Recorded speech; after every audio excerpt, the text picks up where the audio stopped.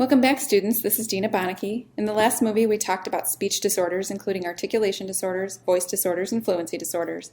I'm sure you could hear my disfluencies while I was talking about disfluency. That would be an example of a normal amount. Now, let's talk about language disorders. But first, let me point out that speech and language skills develop with age. You have more language now than you did on the day you were born, and it's desirable for children to develop certain skills at certain ages. These skills can be thought of as developmental milestones.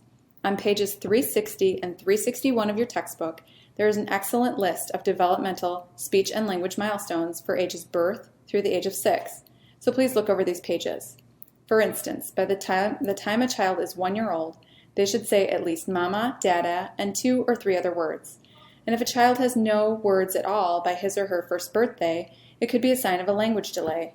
There is actually quite a bit of evidence to suggest that the maturing brain is wired to develop the capacity to master certain language and speech skills at certain ages, and it can be very difficult to master speech and language skills at later ages.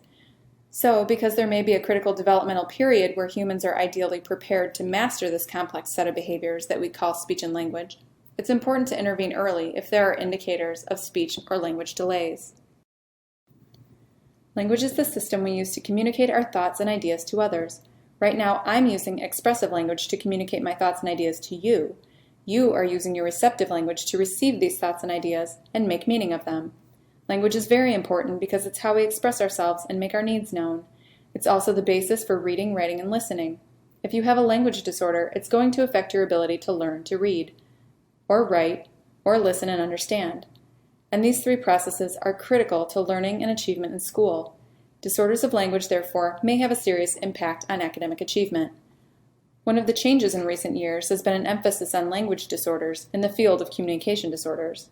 In the past, speech pathologists mostly focused on articulation concerns. However, today, speech pathologists have a much better background knowledge of language and language disorders, and these professionals are far more competent to help with children with language disorders. In discussing language disorders, we will talk about 2 major areas, receptive language and expressive language. Receptive language involves receiving, decoding, and interpreting language, and examples are listening and reading.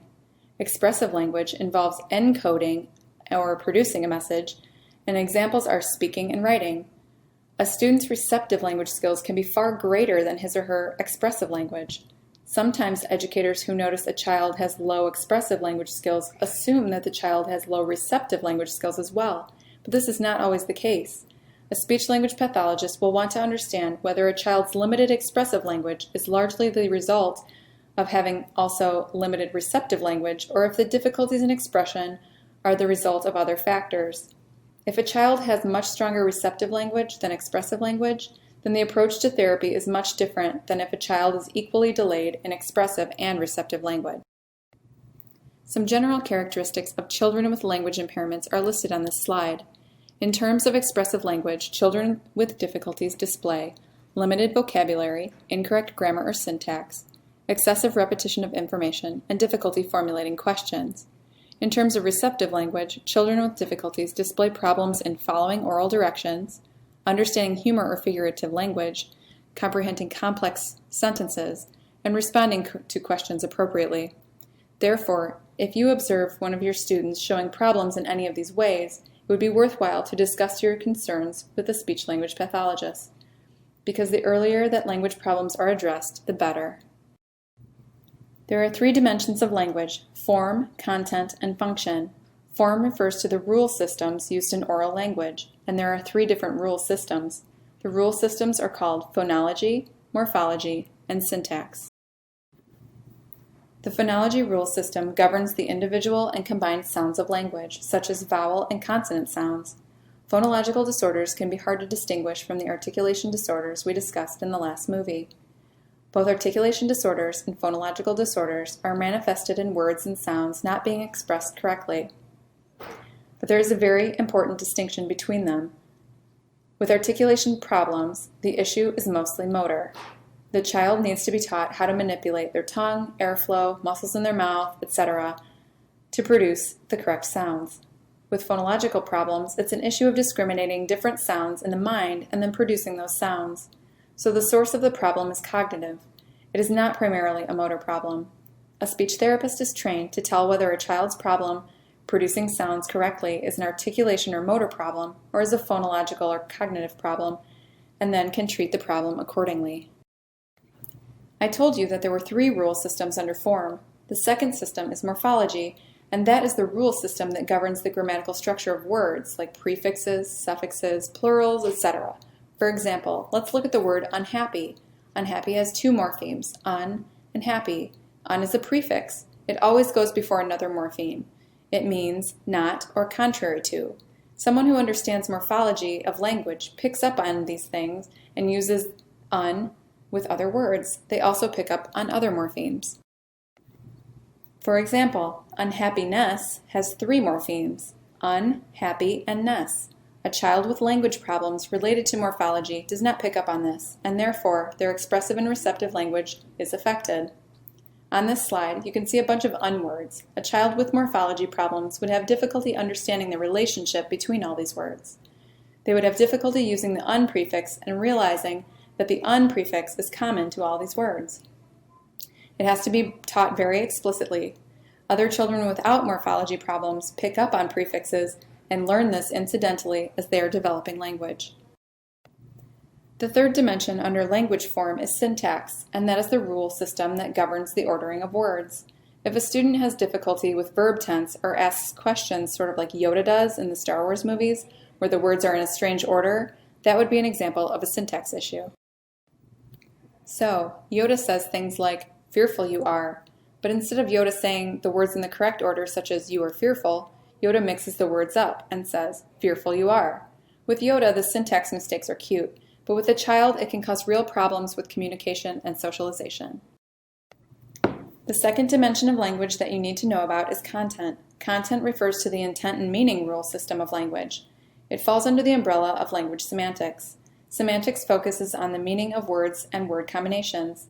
Some students have difficulty understanding abstract meanings of words. They have difficulty understanding inferences, and also have difficulty understanding figurative expressions, and therefore it's difficult for them to understand the more subtle uses of language such as jokes, puns, proverbs, or sarcasm. Oftentimes, children with autism have a great deal of difficulty with semantics because they are very concrete in their thinking. If I say something to a child who has problems with semantics like, "Oh, it's raining cats and dogs outside," they may not know that that's an expression. They might go outside and look for it to be raining cats and dogs literally.